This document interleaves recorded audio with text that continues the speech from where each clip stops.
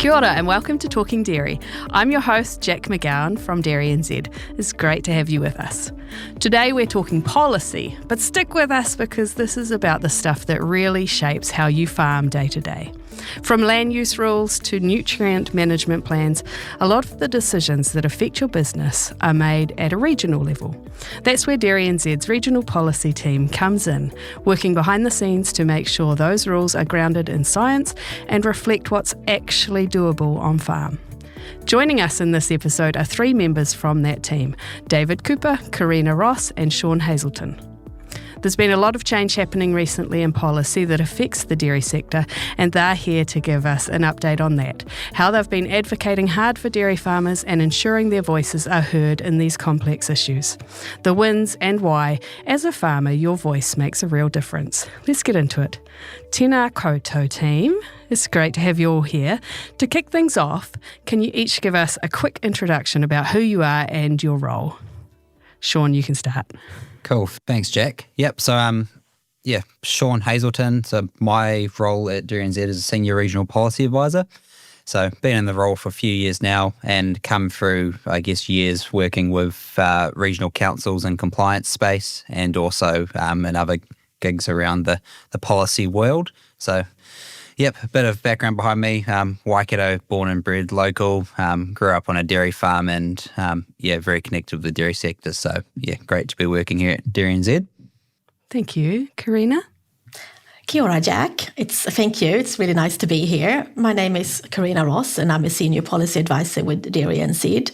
I am based in the DairyNZ Lincoln office on the South Island and I cover policy areas for mainly some of the South Island regions. But I also work with some national freshwater regulations such as the intensive winter grazing, the NCAP, which is the national limit on nitrogen fertilizer, and lately on the regulations surrounding how wetlands are managed. Thanks. Thank you. David. Kia ora, David Cooper, Principal Policy Advisor based out of Dunedin.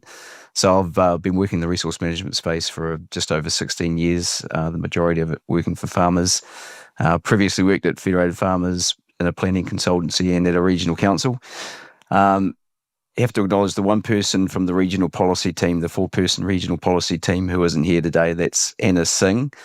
She's like the George Harrison of the group. She's very quiet but instrumental. And of course, we're part of a broader policy team dealing with a range of policy issues outside the resource management space, which is where we're sitting. Thanks, Jack. Thanks, David. Okay, let's start with the basics. What is regional policy and why is it something that farmers should keep an eye on? Yeah, so that's a really good question, and I'm going to try to break it down into two different parts, so national and regional policy, because we wouldn't have regional policy without national laws and regulations. So we work in the resource management area, but we have other policy advisors with DairyNZ that cover other topics such as biodiversity and animal welfare, for example. So in resource management, it is the Resource Management Act 1991 that is the chief legislation. So it sets the overall direction for how to manage the environment, so land, air and water. And it also directs local authorities how to manage those areas on a regional and district level and decides which functions a council should have. So this means that the RMA is implemented primarily through those local government functions and directions. And that is done through using different regional and district plans. So if we take, for example, a regional land and water plan, that is the pointy end of the RMA, since it contains the objectives, policies and rules that will directly impact how farmers run their business and what they can do on their land and in and around water, for example. So that is why it is so important for dairy farmers to keep an eye on regional planning, since what goes in those plans will directly, as I said, affect how a farmer can run their business. Thanks, Carina. Thank you. Now, as you mentioned, DairyNZ works with regional councils across the country. What does your role in the policy team actually involve? Like, what does a typical week look like for you? Maybe you can answer this one, David. Yeah, cheers, Jack. So, as Carina said, we work with both central government and regional councils, but when there isn't much happening at the national level, that's when we're really working with those regional councils. So much of the work is reactive, so it involves responding to formal consultation and planning processes. So when a council puts out a proposed plan, that's when we really kick into action. The aim in submitting to those processes is to provide constructive, technically informed responses. Those processes often have short timeframes, so often we're required to turn things around very quickly. And talk to our technical specialists, talk to dairy companies, talk to primary sector bodies, talk to external services as we need them, and then put the submission in, and then follow up with the processes. Often with these regional processes, you're talking about 5, 6, 7, 8-year processes, which involve submissions, further submissions, and then working through the Environment Court process. Importantly, though, we deliver both policy and advocacy. So effective advocacy requires work outside of those formal processes. So our focus here is proactive engagement and strong relationship management with councils and other stakeholders. Ideally, in the ideal situation, regulators, central government, regional councils would engage with DairyNZ early to help shape some of those formal processes before they go through the consultation. So our ongoing work includes understanding emerging issues at the central and regional government level, building that trust with councils and government agencies, so they look at us as a technical specialist who is trying to deliver a constructive outcome. And so a typical week, there is no typical week, as the saying goes. So we'll often include a mix of technical policy work, strategy, stakeholder engagement, talking to technical specialists, meeting with council or staff or government officials, talking to dairy farmers to understand what they're facing on farm and how we might address those through regulation, talking to external and internal technical specialists, scientists, economists, farm systems experts, and collaborating with other primary sector bodies and dairy companies. So it's a pretty exciting sort of space. Often we do a lot of work in peacetime, but we also need to turn things around very quickly when there is a formal consultation process underway. David, there's currently a pause in regional planning processes as a result of government direction. What does that mean for us? Yeah, you're right, Jack. So government is proposing a pause restriction on notifying new freshwater planning instruments until 31st December 2027. So what they're seeking to do is make sure that the national policy direction that they're changing at present is in place before regional councils go through the process of implementing the national direction through regional regulations. So for us at present, it's meant to shift from regional policy to national policy.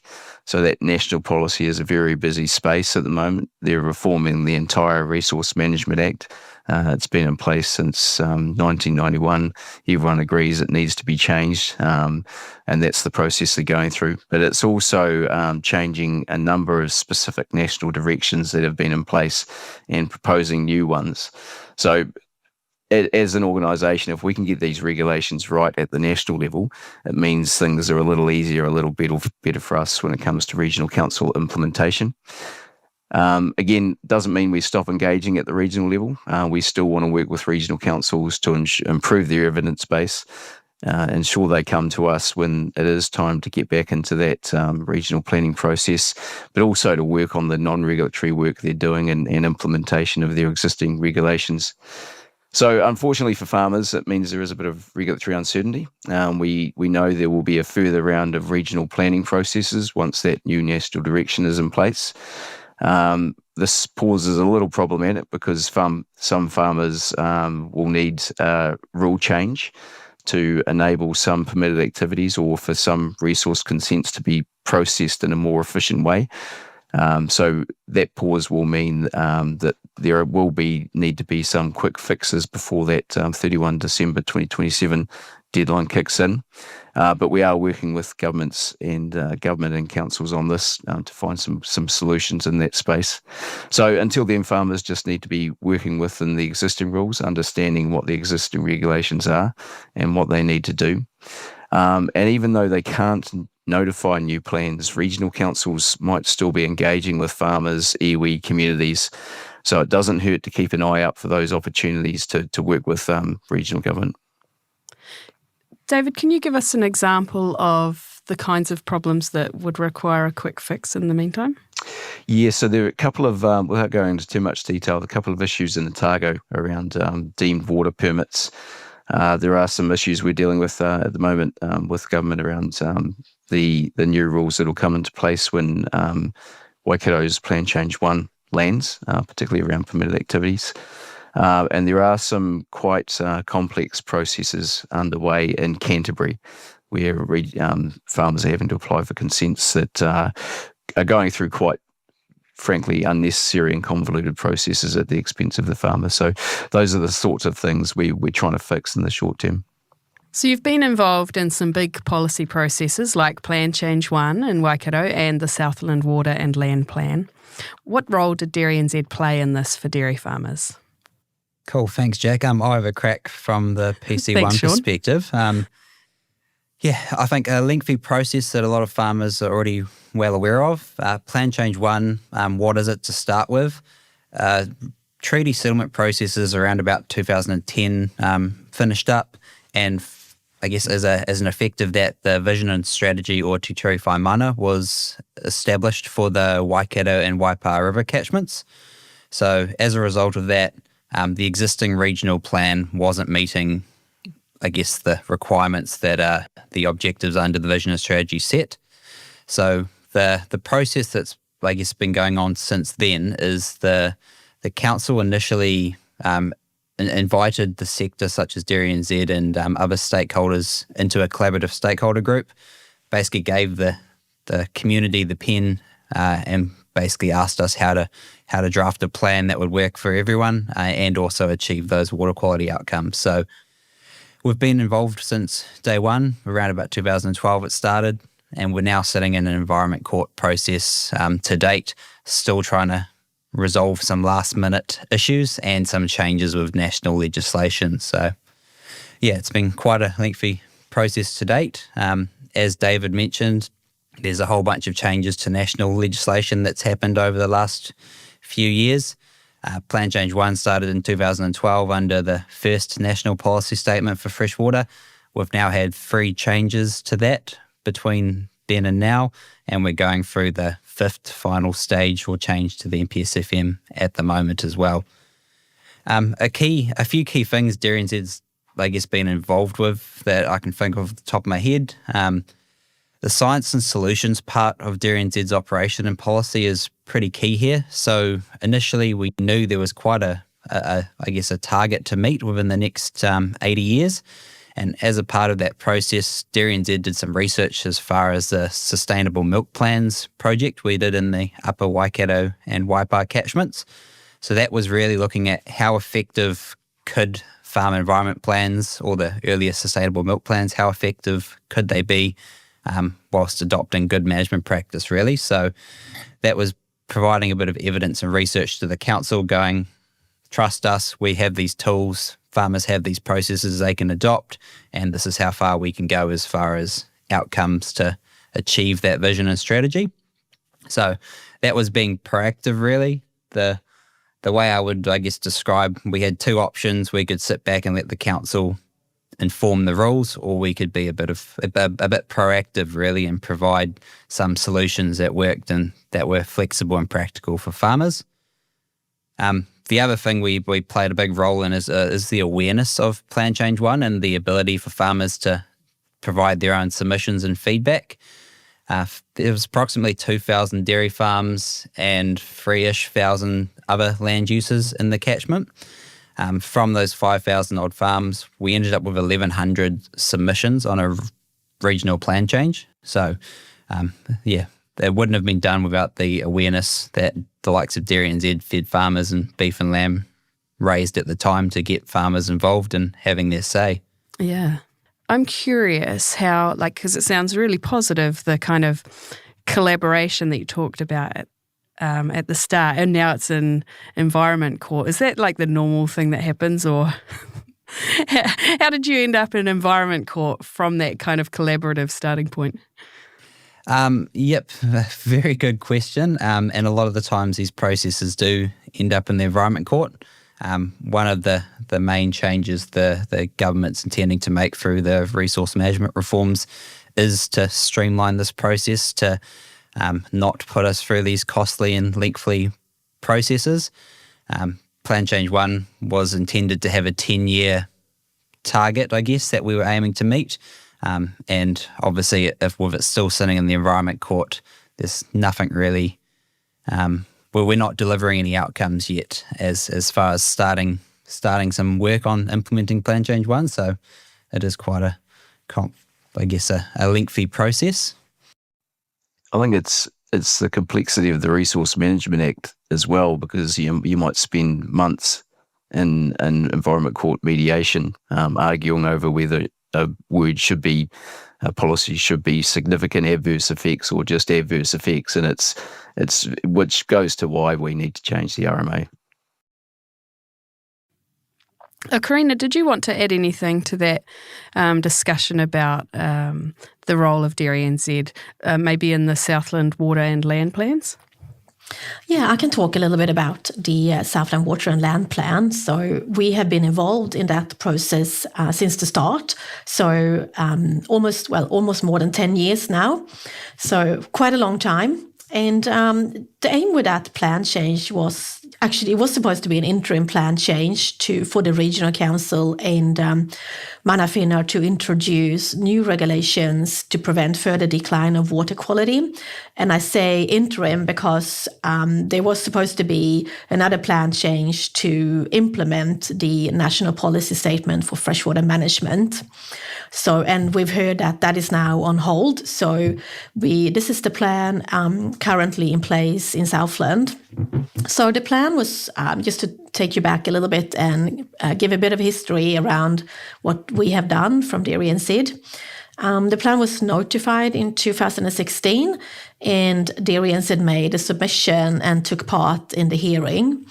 And we talked about appeals, and we later appealed to the Environment Court some key points of the plan. And the reason for that was that we didn't think that the outcome of the hearing really went farmers' way for some parts of the plan. And our appeal resulted in us working together with Fonterra for the hearing in the Environment Court. And our water quality and farm system scientists presented expert evidence to the court. And just to talk a little bit about my role and the role of DairyNZ. So I think the role we played, so one of the main roles, I should say, was largely to explain dairy farming to the court, and especially the intricacies of farm systems, because they can be quite complex systems. And an Environment Court hearing is pretty different to a council hearing, because the witnesses are there to assist the court with information. So one important role for me as a policy advisor working on the appeal was to ensure that we had the right experts involved and that they knew what to do so we could get the best outcome for dairy farmers. One thing we also did, we appealed one of the interim decisions from the Environment Court to the High Court. And the outcome of that has informed how we have advocated changes to the RMA with central government. And all this has been to ensure that farmers can keep farming under a permitted activity rules framework in the future. Some of these changes to the RMA are going through Parliament at the moment, and we will hopefully see the final outcome of our work before the end of this year.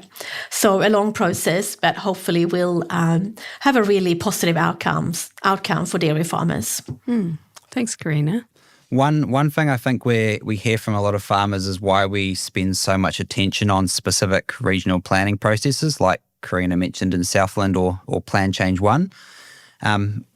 I guess the joys of living in a small country with only a handful of regional councils is some of these processes set a bit of a precedent for how we manage diffuse discharges or resources in New Zealand. So the likes of Plan Change 1, we've spent a lot of time and debate on how do we draft dairy farmers into different rules. Do we use overseer? Do we use purchase nitrogen surplus? Can we use a stocking rate threshold?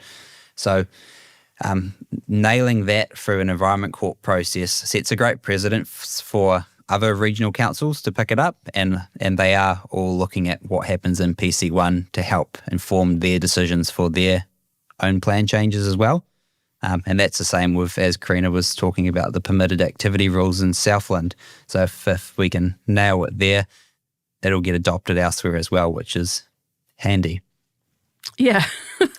That's a really good point, Shaun. And that was one of the reasons why we appealed to the High Court, because we saw that what came out of Environment Court was potentially going to influence all regional councils and their plans across the country.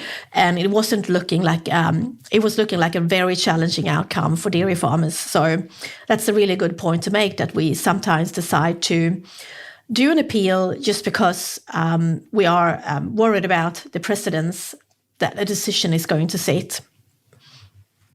How do you bring practical science-based farming knowledge into council spaces? You've talked a lot about getting them to understand farming. Yeah, so how do you bring that science-based farming knowledge into council spaces where people might not understand how dairy farming works day to day? Yeah, good question. And I think the initial disclaimer is I don't take any credit for being an expert in science or any of that stuff, but I know DairyNZ has some experts that know a lot about their PhD or their specific topic. So I guess from the policy perspective, our role is to know a little about a lot of these issues and topics and basically play a bit of a sense test. So we're reviewing a lot of policy, a lot of documents, and a lot of, I guess, regulation. And our role is really to work out when we need to, I guess, provide those opportunities for our experts, our scientists and economics expertise to jump in and provide some evidence to convince councils and government otherwise when they were making certain decisions. A couple of examples I could think of off the top of my head is before the minister announced a pause to some of these planning processes, stock exclusion was a big conversation point in the upper North Island particularly. There's been a lot of discussion around stock exclusion's role to, I guess, mitigate losses of sediment and phosphorus. There's been a one example, and specifically where the modelling suggests that most of the region already had a 20-metre setback from waterways. That was probably due to a large dock estate and a lot of urban areas in that region. But nevertheless, there was consultation around a potential 20-metre setback from all waterways, drains on farm.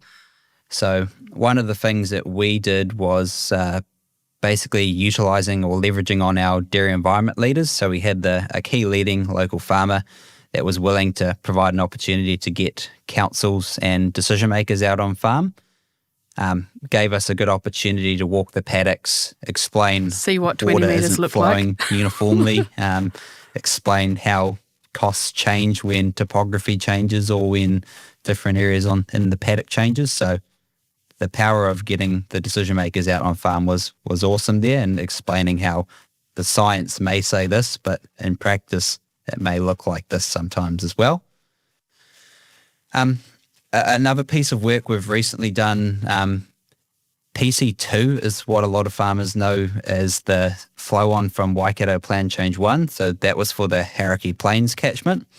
The council signalled there will be a focus on nitrogen. As a part of that conversation, we used our internal expertise to do a bit of research, pulling as many levers as possible on that nitrogen lever, I guess, or reducing nitrogen leaching. So we looked at all the mitigations and options possible at a farmer's in a farmer's toolbox, and we pulled those levers as far as they could go, regardless of the costs, and then looked at, based on how much you could reduce, what is the number you can do without breaking the bank or without going into the reds.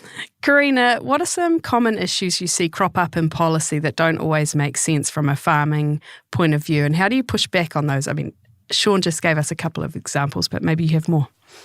Yeah, I can talk a little bit in general about that. So in policy, we aim to ensure that the dairy farmer voice is heard and taken into consideration when new legislation and rules are developed, because farmers know their farm and area best and can tell a council what works and doesn't work. But sometimes regulators just gets it wrong, and we end up with regulations and rules that are unpractical for farmers. It just won't work in everyday farming. So I would say that everything we do in the policy space aims to get policy that is working on farm, and we try to achieve that in all our work. So from those initial interactions with central or local government, when they start thinking about developing or changing policy, through to the formal process with submissions on a notified regional plan or a central government consultation, to providing expert evidence at a hearing, it all aims at getting practical, workable policy solutions. So to push back, well, we have talked about that already for the Waikato and Southland plans. I mean, ultimately, it is about appealing something or advocating for changes to the law, like DairyNZ has done for the RMA over the last couple of years. So that is the ultimate pushback, I would say. Thank you. For farmers listening who aren't keen on politics or policy, what's one easy way they can help make sure their voice is heard? Cool. Good question, Jack. I think the first part is you're never going to hide from politics. I'm pretty sure you're legally obliged to vote in your local government elections and national elections. But if you're not that interested in politics or policy, the first thing that you need to write is vote and make an informed decision at your local government elections. Those are the local decision makers representing your community of interest. So they don't have to be a farmer and they don't have to know how a dairy farm works or have ever milked a cow, but ensuring that they are connected with their community so they can make decisions that represent your community is quite important. The other two opportunities that are keeping policy at an arm reach but not directly involved in policy is the value of being involved in the local dairy environment leaders or catchment groups. From my experience, they do offer a great sense of community and connection back to that community and achieving some good work, really, as far as riparian planting and getting some runs on the board. A bit of a side effect of being a effective and well-known catchment group, however, is the fact that regional councils love to test ideas and issues and options with you. So, if you're interested in being involved in those catchment groups, I think the councils will come find you in the end, but it is a good opportunity to be kept in the loop of what's going on while also getting some runs on the board on that non-regulatory space.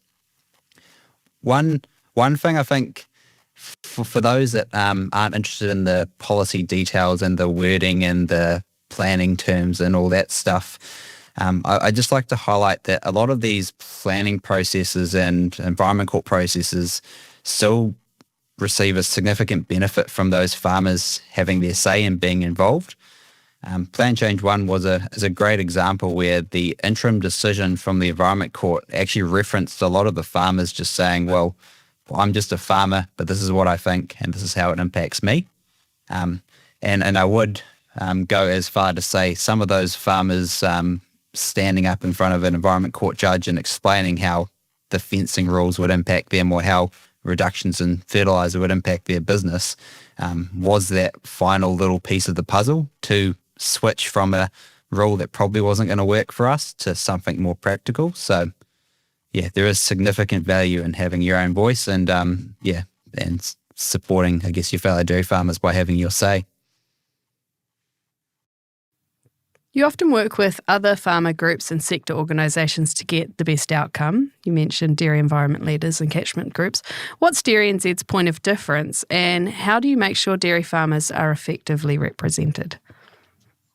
Yeah, it's a good question, Jack. So obviously our key strength is the technical science, farm systems, economics, data, expertise that we have in-house. And for us as a policy team, it's about packaging all of that good information into policy solutions. So constant interaction with those technical experts is pretty important to what we're delivering in terms of policy. We also work with dairy companies and seek feedback directly from levy payers to ensure we're bringing a specific dairy sector perspective to the discussions, both in peacetime and through those consultation processes. And Shaun's example of promoting and supporting dairy farmers to speak to PC1 proposals is a good example of that. But we know that we're only really going to be effective if we're on the same page as primary sector bodies, or we're going to be more effective if we're on the same page as primary sector bodies. So we bring a team dairy perspective to those discussions, but we're also really conscious that we need a team ag position on a lot of these policy issues. So as with any family, there's always a bit of back and forth and constructive discussion. But we know we're going to be more influential if we're working together across the primary sector. For us, the acid test is being able to stand in front of farmers and say, we've represented your interests efficiently and effectively. We've delivered the results that you need, and we've worked with others to do it. So if we can do that, we're pretty confident we can demonstrate our value to farmers. All right, what's your advice to farmers who are feeling overwhelmed by policy changes, or perhaps by how long policy changes take? How can we be more proactive rather than always reacting and waiting? Yeah, I guess that's a good question, and we've been living in uncertainty for the last decade, really. So I think the first thing that I would highlight is, putting yourself in a bit of a position of power and knowing where you're currently at, what your baseline is.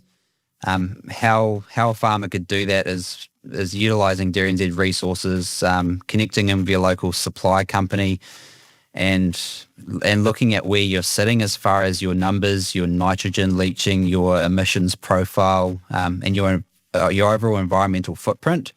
So if you know where you're currently sitting, as soon as this policy and regulation comes to hit, you know exactly what levers you can pull and what the costs and implications that will have on your business. I could imagine nothing worse than a farmer hearing about PC1 and then hearing that they have to reduce their nitrogen leaching loss rate to a X percentage without actually knowing what that nitrogen leaching loss rate was already. So if you know where you're at, you know how those regulations will impact you, I guess. And I guess even though they may not know where the regulations are going to land, they can get a sense of the direction. Yeah, exactly. And the other thing is, given we're in a policy team, we focus a lot on the regulation. The other side of regional council's work is the non-regulatory stuff, the riparian planting, restoration, sediment and erosion control, all the stuff that's, I guess, goodwill and non-regulatory. So the more of those positive levers you can pull on through catchment groups and local community work, the less regulation that'll come at the end of the day. So it can only be positive pulling on those green box levers rather than focusing too much on the regulation. So yeah, it's a bit of a balancing act or seesaw, I guess I describe it. You have more of one, you have less of the other. Thank you. Would it be fair to say that moving early on this stuff before regulation is in place are there more opportunities for support before regulation is put in place? Yes, that's another good question. I think especially if you're looking at things like riparian planting, in the Waikato, for example, there was a lot of council and government funding for riparian planting, setbacks of 3 to 5 metres, X thousand plants per hectare provided to farmers, so long as they met the certain conditions. But as soon as some of these things become regulatory, like you have to have a planting plan and you have to have stock exclusions. Yeah, I think it's a question around what you're moving early on. Look, we've got regulatory freshwater farm plans coming, and they'll recognise the positive on the farm and the catchment actions that are coming through. So if you're undertaking riparian planting, wetland remediation, all that sort of thing, that'll be recognised eventually. So we can provide some regulatory certainty there. But other than that, there is some complexity around what moving early means and what that. But I think the key focus is doing good stuff on your farm will be recognised eventually, if not now. Okay. Yeah. You said that eventually the good work that farmers have done will be recognised. Is there anything farmers need to do to make sure that's possible? Yeah, Jack, that's a good question. And I think it's really important for farmers to keep a record of the positive things they're doing on farm. So keep a record of those plantings, the wetland remediation, all of that investment they've made, just so that if there is a requirement to demonstrate that, that is available. And it goes back to what Shaun was saying, just an understanding of where you're at and what you're doing, so that when the time comes, it will be recognised. Yeah, I think that brings us to a close. Thanks to David, Carina and Shaun for giving us that insight into the work that's going on behind the scenes and the impact it's having on the ground. You can also check out their story on page 10 of the latest edition of Inside Dairy, which is online, and we'll link to it in the show notes. What really stood out to me is that policy development is a really long game, and the opportunity and importance of working with government and councils early. The regional rules aren't set in stone. They're influenced by science and by practical experience and by the people who speak up.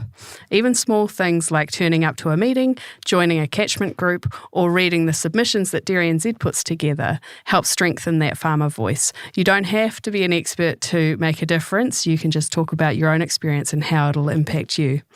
If you want to stay in the loop, head to dairynz.co.nz/policy. You'll find updates on what's happening in your region and how to get involved when it matters most. And with local body elections coming up soon, now's the time to check out who's standing in your area and make sure your vote supports people who understand farming and our communities. That's it for this episode of Talking Dairy. Thanks for listening, and we'll catch you next time. Mōrī ora.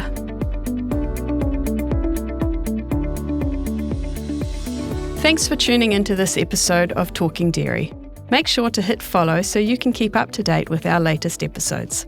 You can also keep up with DairyNZ News on Facebook, Instagram and LinkedIn, or go to our website and sign up for our fortnightly DairyNZ News emails. As always, if you have any feedback on this podcast or have some ideas for future topics or guests to have on the show, please email us at talkingdairy@dairynz.co.nz. Mā te wā, mōrī ora, catch you next time.